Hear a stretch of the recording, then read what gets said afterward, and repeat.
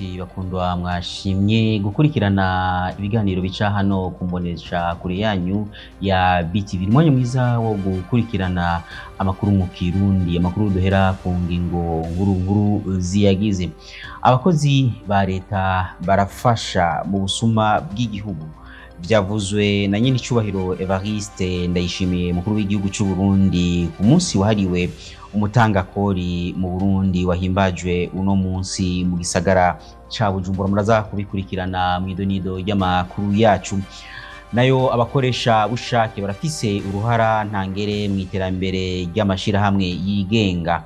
Biri mu itangazo ryasohowe na ABUBEF umunsi mpuzamakungu hariwe abakorera bushake uhimbazwa wa gatano Kigarama. Ni inkuru nayo nyene muza gukurikirana muri ano makuru yacu. Turafise nandi makuru atari make twabateguriye mukanya nido y'amakuru yacu. Kazi kandi kugira ngo mukurikirane idonido y'amakuru yacu. Abakozi ba leta barafise uruhara mu busuma bw'igihugu. Ivyo vyashikirijwe n'umukuru w'igihugu cy'u Burundi Evariste Ndayishimiye ku munsi mukuru wahariwe umutangakori. Umukuru w'igihugu cy'u Burundi Evariste Ndayishimiye avuga ko abakozi b'igihugu aribo bafasha mu busuma bw'igihugu. Abakozi b'igihugu aribo bafasha mu busuma bw'igihugu. Narabaye. Iyo ntigira hasi cyane. Ninde ufera ibingiye. Ubundi batazara n'umwe. Ejaja hata masama n'utesheje. Muri hoteli gusa ubwo yapanga mu kapya bakamuka. Nuko ndazi ko muri kumara barahinyanyira mu zokwibira. Mugabo menye ko ndaje ngo ndiko ndariga, mugabo uzobona. Inkoni kabisa bakwita mwezo kumwese. Nahindizira. Wagabya kazina. Je nta munega kakija bikira kandi ko. Nawo ufunga ahira bikwegera asizo yajagaza. Nacho ni wala. Senda ndio wa fiskaliste mmoja. Moja za control na chance. Contre expertise. Ndio ile kote ntabwo byase turafitiye ibyo nabonye na kaba. Je n'ai plus de confiance. Urano tutsigora tugira kwereke. Urano tugira tuyaje tuziro byukuri. Dawe murigire muri nashoce. Komisere mukuru wa OBR Jean Claude Manirakiza nawe arerekana ubusuma bukomeye bukogwa n'abatangakori kandi ngo baramaze no gufata abatari bake bakagabanya cyane igiciro bagurishako kugira TV yabakiriye ibento bikunde mbere bazogaruke gutora iyo barishe bakirangura. Dosiye zakozwe zijanye n'ubusuma bw'ubwo muri duwane zabaye 1957 izaciye zigwa muri forode ya duwane izakozwe ikibiriraho zaciye ziba 32 haca hagaruzwa amahera yababa miliyaridi 2. Mwomenya ko uno munsi wahariwe umutangakori mu Burundi uhimbajwe ku ncuro y'umunani hano mu gihugu cacu. Turabandanya n'amakuru yacu aho amashira hamwe yigenga na cyane abakorera bushaka bafise uruhara nangere mu iterambere ry'amashira hamwe yigenga. Ivyo biri mu itangazo ryashikirijwe na ABUBEF ni ku munsi mukuru wahariwe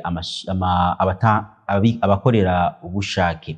Reka dukurikire inkuru ya mugezi wacu Raymond Prosper Nyongo. Ishira hamwe gitaho iterambere ry'ingo n'imiryango ABUBEF ryasohoye itangazo janye n'umunsi mpuzamakungu wahariwe abakorera bushake volontaire mu Gifaransa.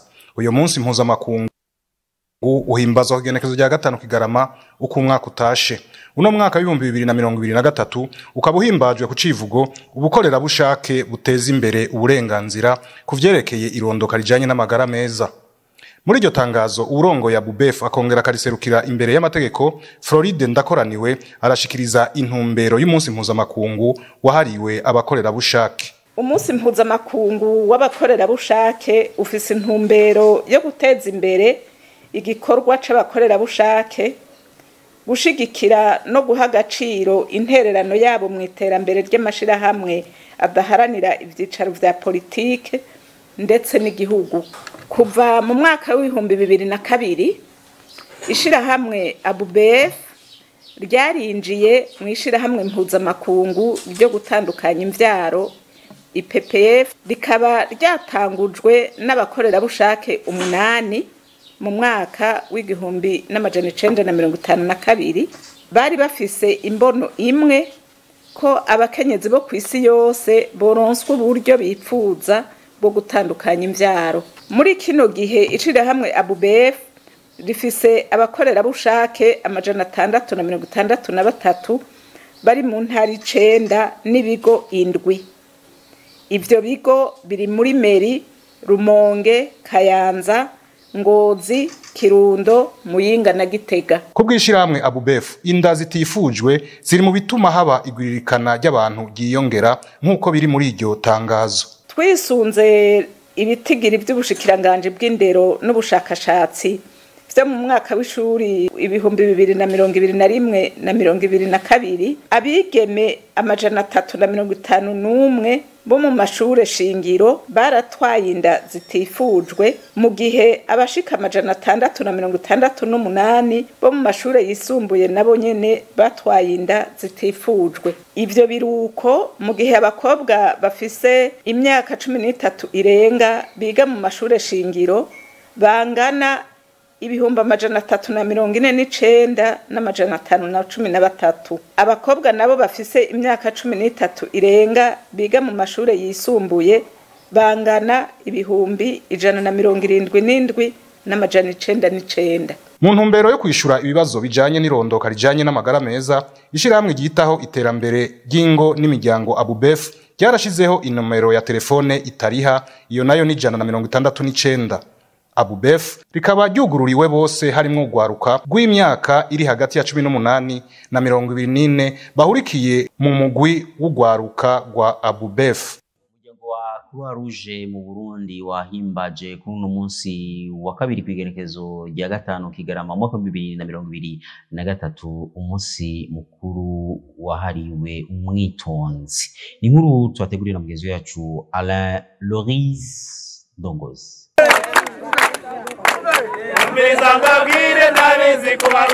Mu gihe amakungu ahimbaza umunsi mpuzamakungu wahariwe umwitanzi kw'igenekerezo rya 5 Kigarama uko mwaka utashe, umuryango Croix Rouge Burundi fadikanije n'ayandi mashirahamwe afise ibisata by'abitanzi wateguye ibikorwa bijanye n'uwo munsi. Ivyo bikorwa vyatangujwe no gusukura imiserege iri kwibarabara ryitiriwe Large. Gilbert Shimirimana, umuyobozi ajejwe iterambere ry'umuryango Croix Rouge n'ivy'ubutabazi, yamenyesheje ico uwo munsi utwibutsa. Wibuka igikorwa c'umwitanzi umukorera bushake, umunsi wo kwigina ibikorwa vyiza byinshi abitanzi bakora, bakorera abantu aho nikora canke bakora ibikorwa by'iterambere ry'igihugu.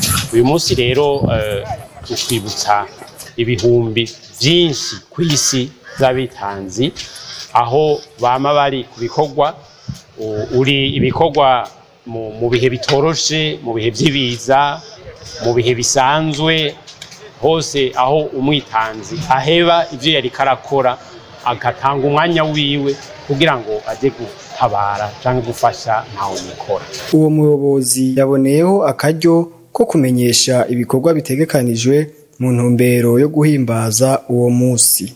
Mu guhimbaza uyu munsi tuhimbaza nk'uko muhora mubona iyindi misi mikuru aho abantu batamba bakanywa ukaba umunsi wo gutamba, tuwuhimbaza mu bikorwa. Turaheza rero tugategura ibikorwa nk'ubuno bankakarorero nko muri Croix Rouge y'u Burundi mu ntara zose 18 ku mitumba yose ingana hafi cyangwa irenga 3,000 bose barateguye ibikorwa byo kukinga kugira ngo iyi mvura nyinshi itubabaze cyane, canke ibikorwa by'iterambere. Hari n'abategura ibikorwa byo kugarukira kuri bantaho nikora. Ivyo bikorwa byarangijwe no gutanga agakemanyi kagizwe n'ibifungurwa ku muryango uba muri zone Buterere uherutse kubura umwana w'umwigeme yapfuye inyuma yo gukorerwa amabi afatiye ku gitsina. imico n'akaranga naho ibikorwa vya Fashion Week izomara igihe c'iminsi itari mike ngaha mu gisagara ca Bujumbura izofasha abanyamideli kugira ngo bashobore kwerekana ibikorwa vyabo, ariko kandi izofasha kugira ngo Uburundi bushobore kuba nyabagendwa kuko ingenzi zitari nke zizoza kugendera Uburundi. Reka tukurikirane Ange Negrita irakoze mu nkuru yaduteguriye. Buja Fashion Week y'uno mwaka izoba ifise urukurikirane rw'ibikorwa bitandukanye nk'uko tubimenyeshwa na Ingabire Kuri Betv aje kumenyekanisha amakuru muri Buja Fashion Week. Aratubwira kandi akabijya hamwe n'icivugo ca Buja Fashion Week y'uyu mwaka. Ejo le 6 hari atelier kuba créateur, hama le 7 décembre hari atelier kuba mannequin, le 8 hari défilé zo ku mugoroba, aho nyine mu gatondo 9h hazoba hatanguye exposition vente izoba ikirabira kuri place de l'indépendance, hama ibandanye na le 9 na le 10. Thème tuzokorera ko niyo twakoreye ko na l'année passée yitwa gushona, ko akenshi ivyo bakora vyose yaba impuzu yaba ibintu byinshi bakorera ahanini cyane biri mu gushona. Akabigeno bivuga hari uno mwaka nuko hazoba hari abandi banyamideli bavuye mu bindi bihugu, hari uzozavuye mu Rwanda, uzozavuye muri Congo, muri Tanzania. Ingabire Kuri Betv aratumenyesha kandi ico urwaruka ruzitabira ivyo bikorwa ruzunguka hamwe n'igihugu muri rusange. Apa yuko tuteze imbere abanyamideli barimwo n'abamanka, donc namanye turafasha guteza imbere izo mpano zabo, bagashaka gutambuka, bagashaka no kubabona, bagashaka no kuduza novuga ati carrière yabo. Hama ku gihugu naho birafasha cyane kuko en tout cas Buja Fashion Week nishika ngaho nyene n'ingenzi n'abari kuri barabibona biciye ku marezo sociaux, bashobora kubona ati abarundi turashoboye nibi hama bagashobora no kuza ngaha mu gihugu cacu bakagura ibintu bikorerwa ngaho iwacu. Ivyo bikorwa vyatangujwe n'ikiganiro cahuje abahurikiye mu mashirahamwe y'abanyamideli, uwaserukiye ubushikiranganji bw'imico kama hamwe n'uwarimesheje ico kiganiro yaje aserukira ishirahamwe mpuzamakungu UNESCO. Ico kiganiro kikaba cari gihagaze ku kamaro k'inyambaro mu buzima bwa misi yose. Ibisi bikurirangiza umwaka ndabarahiye, Tesa na Noeli, Tesa na Star Times. Nivyukuri ubuguze buke y'amezi abiri y'amayinite wari uraba ya Star Times uca wirabira buke yo hejuru yayo amezi abiri nyene. Sivyo gusa, wari uraba buke yo hejuru iruta izindi, baca bakongererako iminsi 10 yose wirabira ataco winona. Nimwirabira amasanamu ya mbere Tesa kuri decoder za Star Times iraje vyihuse. Ganza TV yitwa Ganza TV kuri Star Times. Na ya decoder rurangiza Tesa ya Star Times DTH n'ibihumbi 50 gusa. Tesa na Noel, Tesa na Star Times.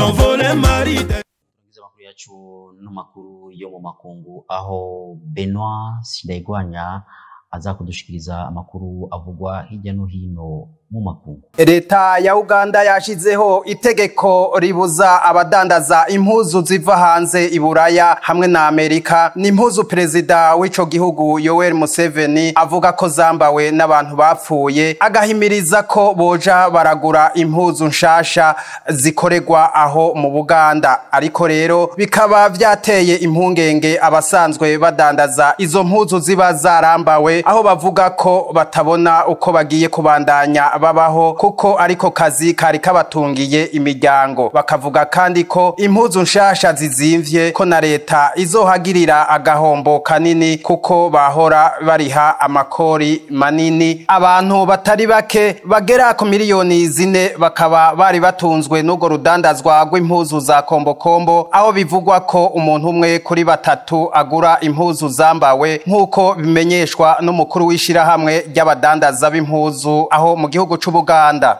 Kuri uyu wa kane Kigarama mu gihugu ca Mauritania niho sentare mpanavyaha igwanya igiturire yaca urubanza rw'uwahoze arongoye ico gihugu Perezida Mohamed Abdelaziz w'imyaka 66 akaba yaciriwe urubanza rwo gupfungwa imyaka 5 hamwe no gufata amatungo yiwe. Uwo mutama yatwaye ico gihugu guhera mu 2009 gushika 2019 akaba yagirijwe icaha co kugira amatungo adasiguritse hamwe no kunyegeza amafaranga ku makonte yo hanze, kwiha uburusho, gusesagura amatungo y'igihugu n'ibindi. Abagera ku 8 bari basangiye icaha harimwo n'umukwe wiwe bobo bakaba baciye barekugwa. Umushikiriza manza wa leta aho muri ico gihugu akaba yari yabasabiye igihano co gupfungwa imyaka 20 aho hari kuwa 24 Gitugutu. Abahoze arabashikiranganje biwe nabo bikavugwa ko bashobora gufungwa imyaka 10, ariko abashingwa manza babo bagasigura ko iyo ngingo iciye kubiri n'amategeko ko bagiye kunguruza, eka mu kwerekana agashavu bakaba baciye basohoka mu ntahe y'icese aho biyamiriza gusubira gutumako ivyabona.